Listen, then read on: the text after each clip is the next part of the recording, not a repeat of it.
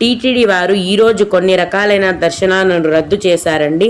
అవి ఎందుకు అంటే అక్టోబర్ 1న అంటే ఈరోజు తిరుమల ఆలయంలో బ్రహ్మోత్సవాల కోసం కోయిల్ ఆళ్వార్ తిరుమంజనాన్ని చేస్తున్నారు. అంటే ఆలయాన్ని మొత్తం శుభ్రం చేస్తారండి.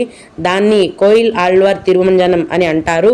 అక్టోబర్ 4వ తేదీ నుంచి తిరుమల కొండపైన శ్రీవారి బ్రహ్మోత్సవాలు మొదలవుతున్నాయి కాబట్టి బ్రహ్మోత్సవాల కోసం ఈరోజు మొత్తం ఆలయాన్నంతా శుభ్రం చేసి నీటితో కడుగుతారండి.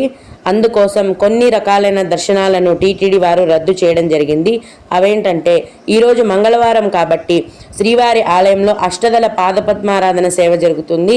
దాన్ని అలాగే విఐపి బ్రేక్ దర్శనాలను టీటీడీ వారు రద్దు చేయడం జరిగింది. ఈరోజు ఎవరికైతే విఐపి బ్రేక్ దర్శనం ఉంటుందో అలాగే అష్టదళ పాదపద్మారాధన సేవ ఉంటుందో వారికి ఆ సేవ కానీ దర్శనం కానీ ఉండదు.